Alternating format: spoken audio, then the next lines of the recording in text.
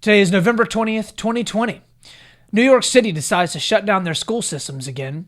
Nobody knows what's true anymore regarding the results of the election, and progressives step up their calls to erase student loan debt.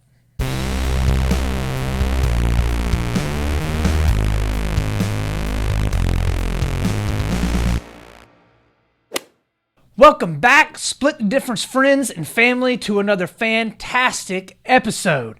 Believe it or not, this is the best one that we've done so far, and trust me when I tell you that you are going to love it. We're looking at stuff from the left, and we're looking at stuff from the right. We're looking at the good, we're looking at the bad, and we're looking at the ugly, and we're bringing you all of the best insights here from Split the Difference podcast. Remember, before we even start this episode, we're doing our best trying to acknowledge both sides of the aisle, find the truth that lies in the middle. We're doing our best to stay level-headed, we're doing our best to stay reasonable, and we're doing our best to split the difference. We want to have good opinions here that are well-informed.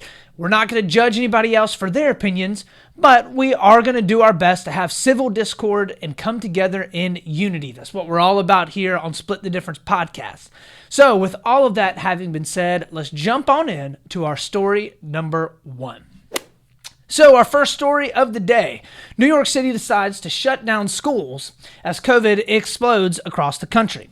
So this has been a huge topic over the past day or two for many different news sites, and both the left and the right pretty much agree that this is an absolutely terrible decision. So research has shown countless times by now that children, especially under the ages of 10, are normally not the primary carriers and spreaders of this disease.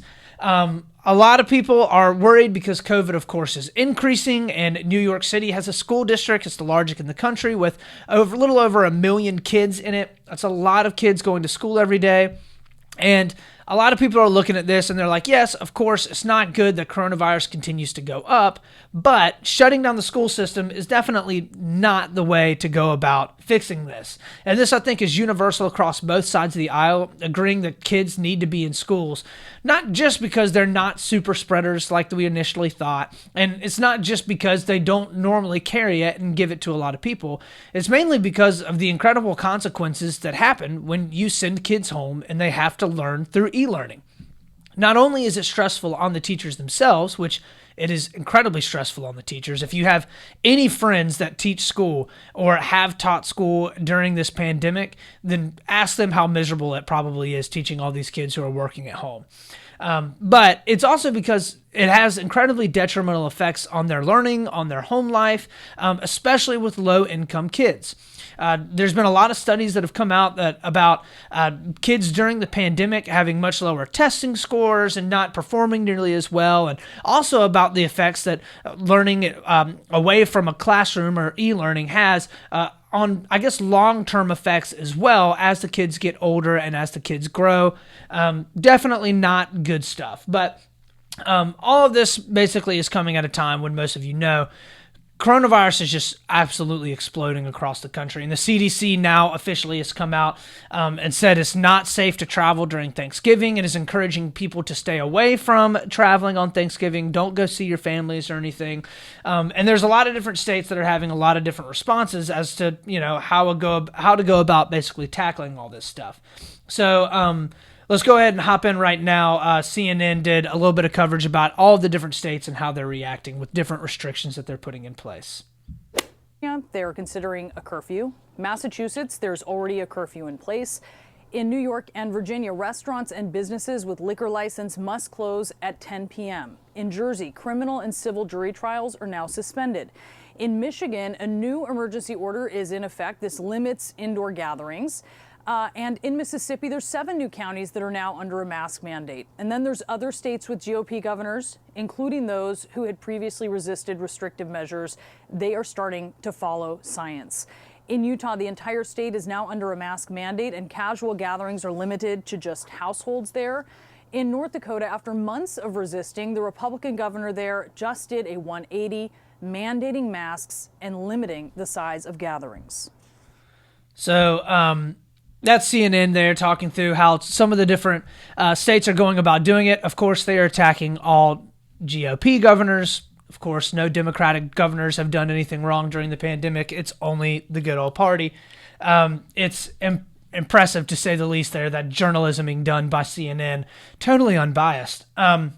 So let me give a few stats here. So as of now, the death toll just in the United States has surpassed 250,000 deaths.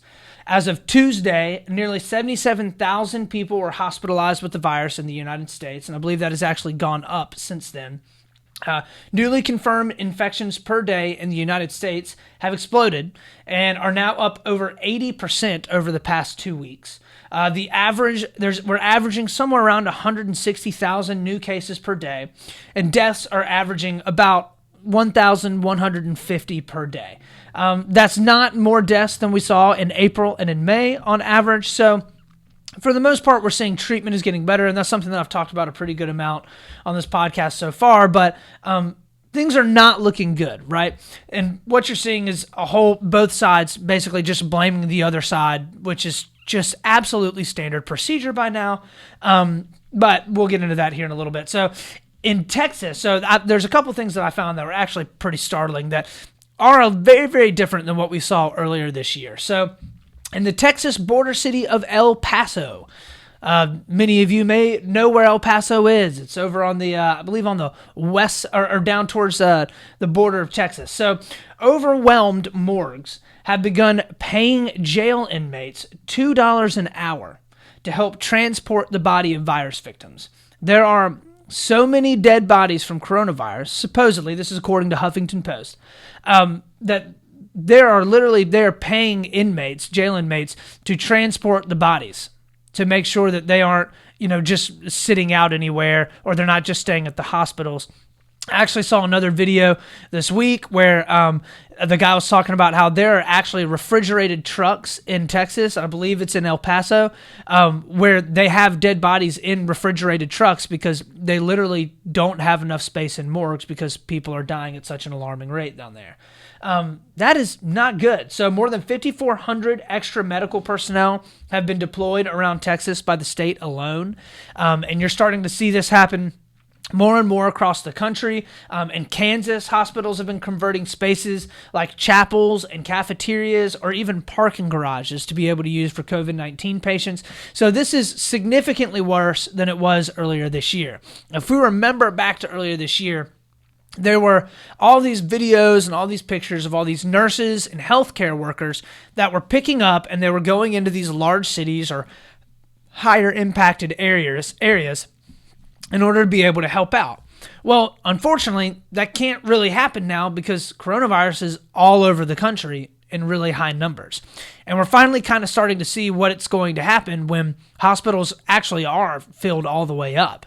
If you're looking at, I don't know the exact percentage of how many people actually need to be hospitalized due to COVID-19, but if you're talking about 5%, right, of the people that contract the coronavirus need to be hospitalized at one point or another. If you've got 100,000 new cases a day, which right now we're at about 150, right? But if you're at 150,000 new cases a day, that's 7,500 people a day that are going to need to be hospitalized across the country. That is a lot of people. All right. And that's not including the fact that it's going to continue to go up. It's going to continue to rise. So what's going on right now, though, is especially amongst the political elite, everyone's trying to virtue signal here, right? You're seeing this whole thing going back and forth where there's this weird thing that the left is trying to do where they're basically making it seem like all the people that are getting this disease are Republicans and it's all the Republicans' fault. And because they're the Republicans, there's this universal power that is causing them to contract the coronavirus, like some type of plague that they're getting as a result, as a punishment for how they have acted.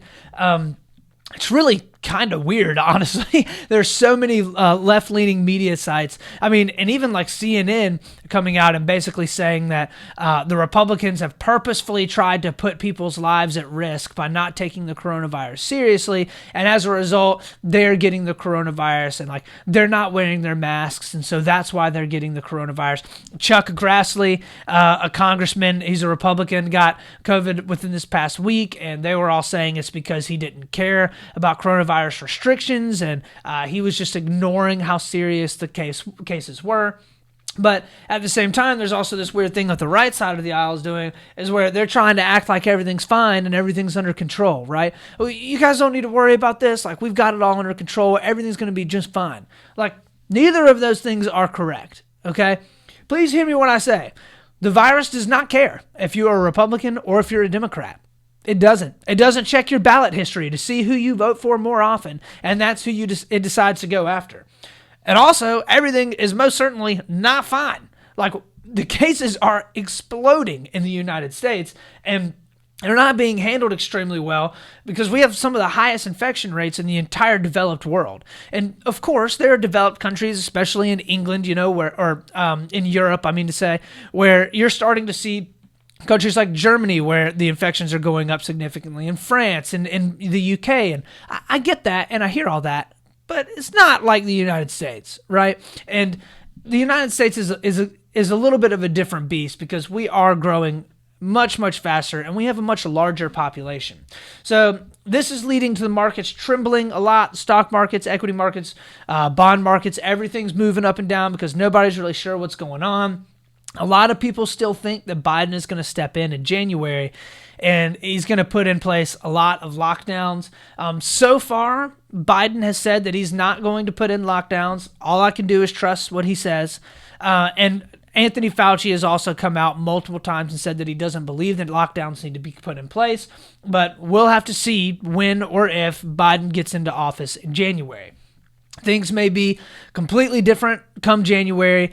Things may have gotten much, much worse. I personally think that they will continue to get worse because not only is the virus absolutely just ravaging across the country right now, but we still have people that are fighting against the use of mask wearing. There's still people out there that legitimately believe that the coronavirus is not real. And there's plenty of people that are going to be traveling for the holidays. A lot of people haven't been able to see their families for the entire year because of this coronavirus. And a lot of people are really, really tired of not seeing friends and family. They're ready to move. They're ready to go out and see people, even if that means wearing a mask, even if that means socially distancing while as best they can inside. There's going to be people that are traveling across the country in order to see family. And, when it comes down to it, to each his own, just try your best to be as safe as possible about it. I'm fortunate because I have a lot of my family close by, but I know that there's some people that have to travel all the way across the country in order to be able to see family, and that's a very, very difficult decision to make. So the good news is, I know all of that sounds horrible, but the good news is both Moderna and Pfizer have finished up with their basically rounds of clinical trials on both of their vaccines. Both of them are showing around a 95% efficacy rate, which means that the vaccines are about 95% effective at immunizing people against the coronavirus. Awesome news. So they're supposed to be distributing all of that somewhere around maybe mid-December.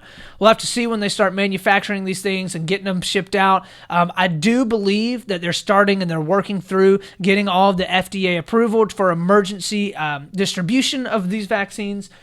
So if that actually is true and both of them have about a 95% efficacy rate, that means that we'll be able to hit herd immunity much, much faster. It means that we will be able to actually immunize less people and be able to hit herd immunity faster. That's all very good news. And it is absolutely crazy how fast they were able to pump this vaccine out. I mean, in less than a year, these drug companies started putting money and time and effort into trying to find a vaccine for these things, for this horrible virus that's just sweeping across the world, and they did it in less than a year. That is so crazy. So anyways, with all of that having been said, let's go ahead and move on into our story number 2. So for our second story of the day, nobody knows what's happening with the election right now. Do you know what's happening?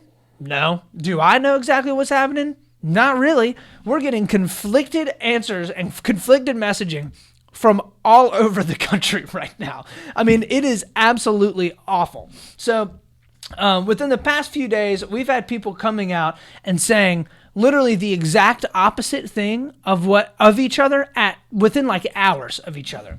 So a lot of it centers around really one big story out of Michigan. So we can go ahead and hop in and take a look real quick. This is Fox News reporting on what happened in Wayne County up in Michigan.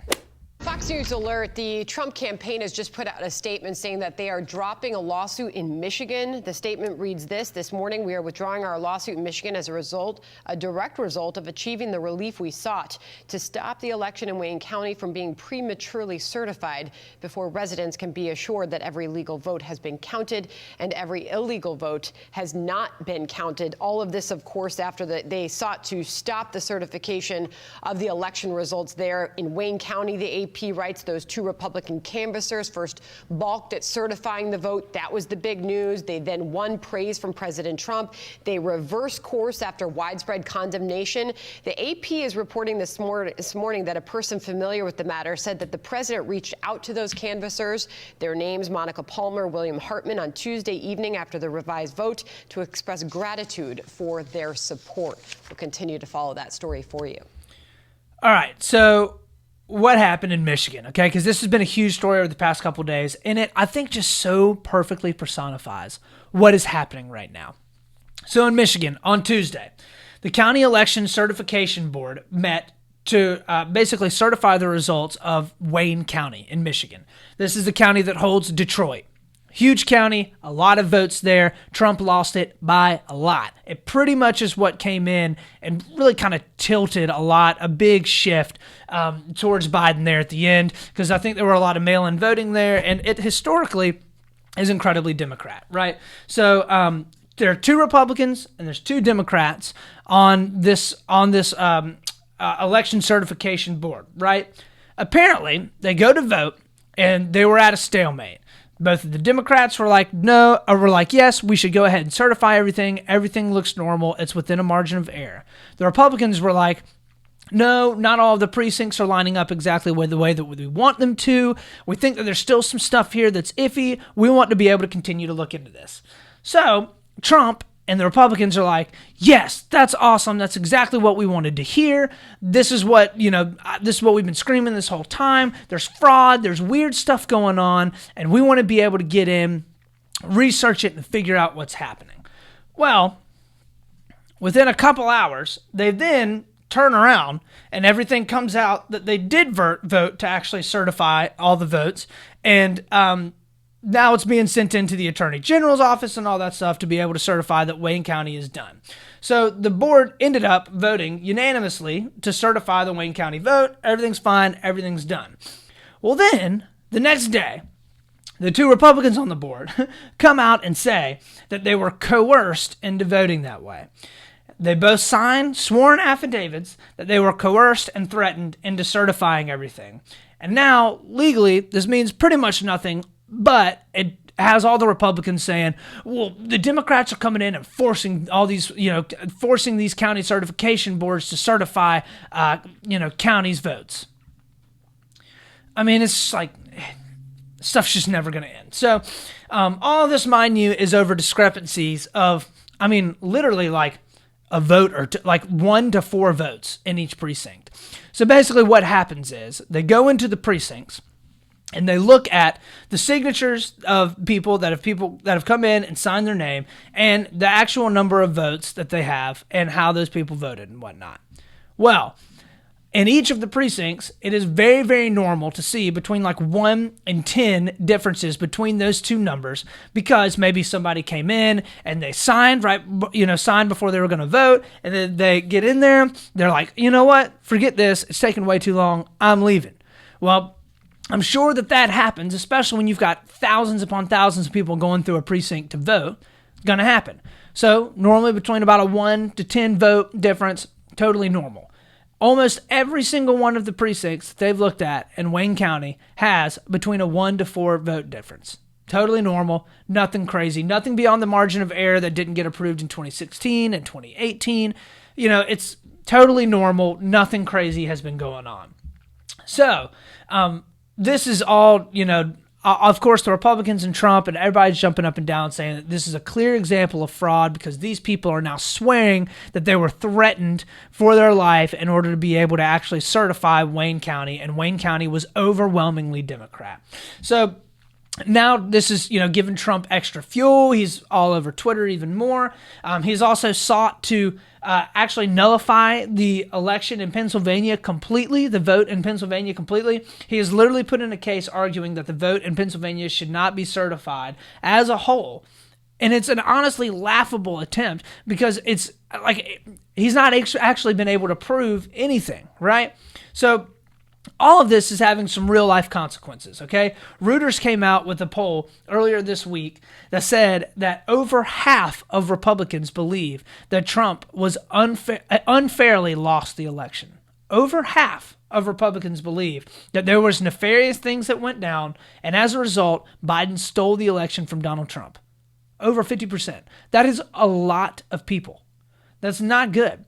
That is Trump purposefully sowing discord in our election process in the United States. That is not a good thing, especially when he is yet to be able to prove fraud anywhere yet. There's been all these conspiracy theories that have been coming around. Spokespeople for his campaign have come out and have been like, we're going to release the Kraken. Like, we're going to come out, we're going to release all this fraud, and we're going to show you where it was happening. We're going to win it in the courts. They haven't won one thing in the courts. They haven't proven one thing. And all of these people, all these states are actually coming together, and they have to get all their votes certified and done within like the next week or so. So that's the good news. Hopefully it'll all be done in the next week or so. But bottom line is, Trump can't get through and pull out a lot of votes here within the next week, maybe a week and a half. Trump lost, okay? All of it will be over, but Biden won, and Trump is going to have to go ahead and just concede the election. He should have already done it, but whatever. Not going to happen until Trump finally is going to just let it all go. So, with all of that having been said, let's move on into our story number 3. So, for our third story of the day, the progressives are calling ever more for erasing all student loan debt. So this has been a staple of the progressives for a long time, from Bernie Sanders to Ilhan Omar to Alexandria Ocasio-Cortez.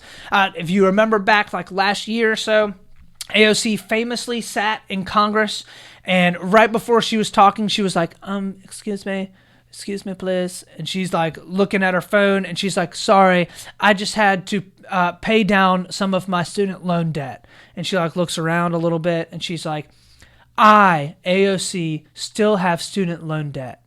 And this is how much it is. And it was like $19,000. And she like made a big theatrical thing about it. And all the Democrats were like, oh, wow, gosh, she's so great. Although I don't see how that helps her argument all that much, because she is a sitting member of Congress, and she's like 29 years old. She graduated from college like 7 or 8 years ago.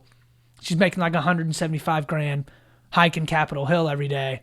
So obviously her education was a great investment. But anyways, progressives are now saying that relieving student loan debt is going to put more money into people's pockets right when they need it, thus helping the economy. Sounds decent at face value, right? I'm going to argue, no, that's a terrible idea.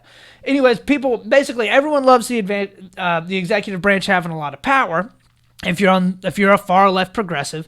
And so what they're saying is, if they can't get it through Congress, because they haven't been able to get something like that through Congress, even with the HEROES Act, which they're also pushing as a means by which to be able to get some student loan easing passed through. Well, if they're not able to get it through the HEROES Act, or if they're not able to get it passed through legislation, well, then Joe Biden, when he gets into the presidency, obviously should just cram it all through the executive branch, right? Because everybody loves having a lot of power in the executive branch when your party's the one that's in charge, of course. So let's do a little bit of history here. Everybody loves history. So student loans initially became a pretty big thing in the late 50s to early 60s. Before that, higher education, by and large, was actually pretty cheap, okay? You could, and even up through the 50s and 60s, you could work a part-time job while you were in school and pay for school. I remember talking to my granddad about it, and he was like, yeah, I paid for pretty much all of my tuition at Wake Forest for a year for about $1,000, okay? And back then, $1,000, yes, was a decent amount of money, but like that wasn't anything crazy. Like, he could work throughout the year and be able to pay that off. That obviously started to change. So before the 60s, it was much less expensive. Once you hit the 60s, something started to shift. Well, what was it?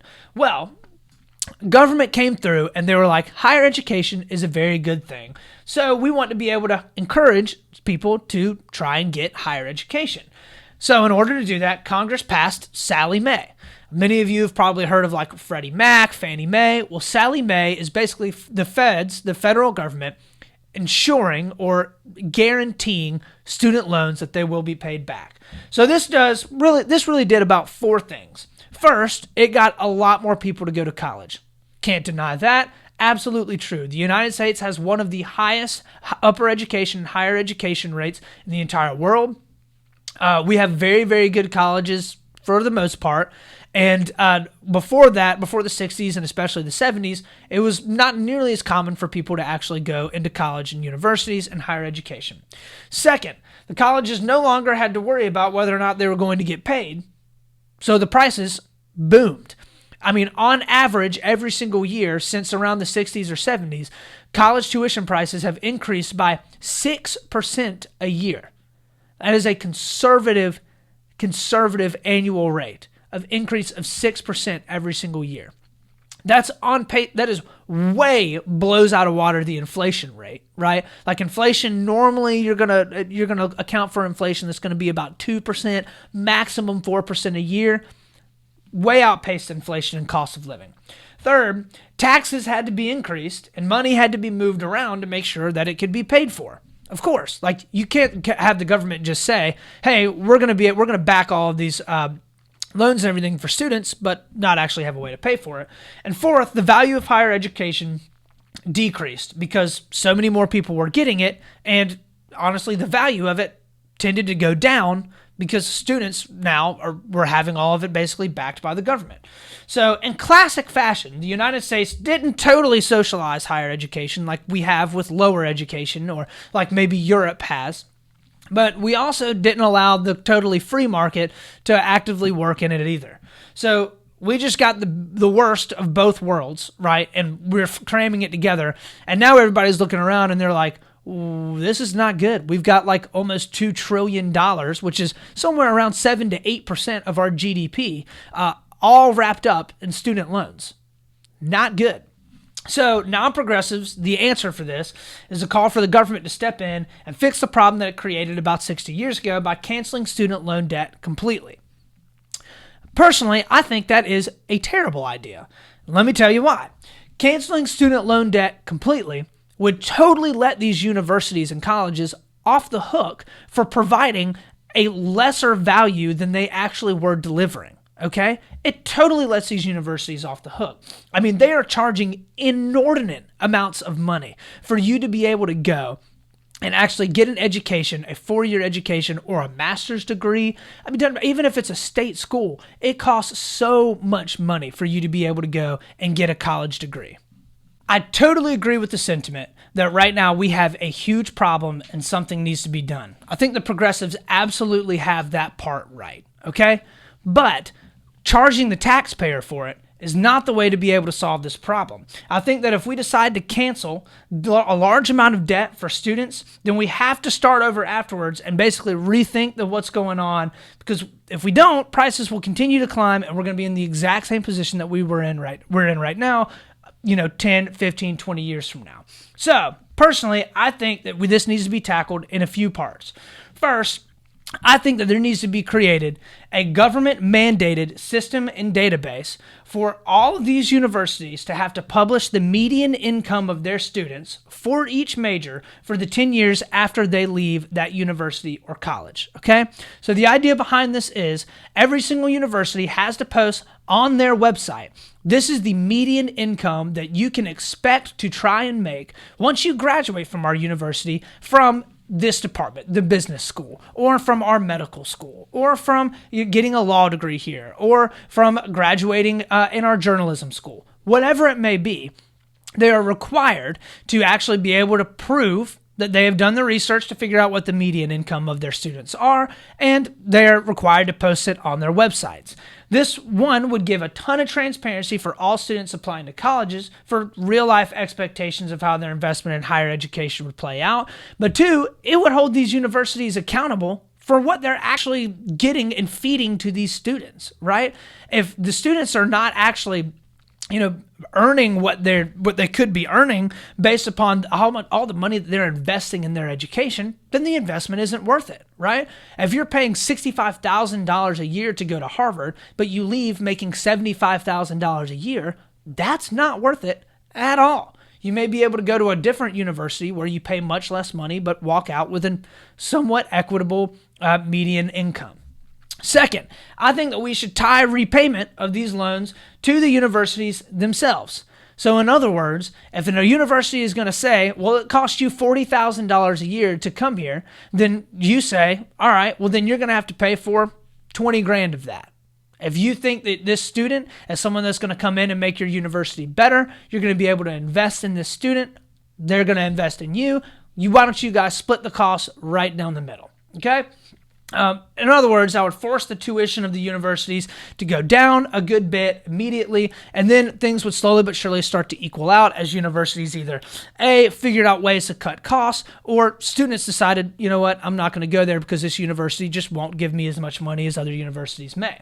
So lastly, I think we need to actually reduce the amount of money that the government is covering higher education. Instead, take the money that would be going into covering all of these loans to these exorbitantly expensive universities and start putting it into other different levels of education and secondary education, like associate's degrees that may be beneficial to people that don't want to spend the $70,000 to go for a year to Harvard, and instead would rather get their associate's degree and make decent money when they get out of school, but not have to spend all the crazy amount of money.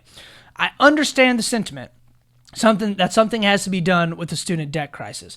Totally get that, but canceling all student loan debt lets universities off the hook in a way that is not beneficial for how the price will continue to grow over the next years as a result of those universities not being on the hook. Okay?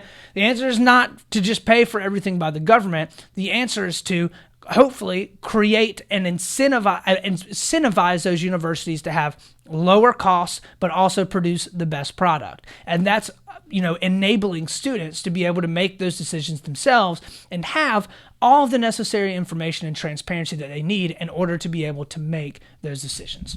So, with all of that being said, let's move on in to the last portion of our show, something that made me smile. So, something that made me smile this week is actually, I ended up being on another podcast yesterday that I thoroughly enjoyed. It was a bunch of fun. It was actually a guy that is out of Singapore, goes by PJ, super nice guy, but the name of the podcast is called Pajamas Pillow Talk. We sat down and we talked through politics in the United States. I talked a little bit about my background, what it was like growing up, where I did, why I have some of the views that I do, talked about some of my favorite politicians and maybe politicians that I didn't think were so great.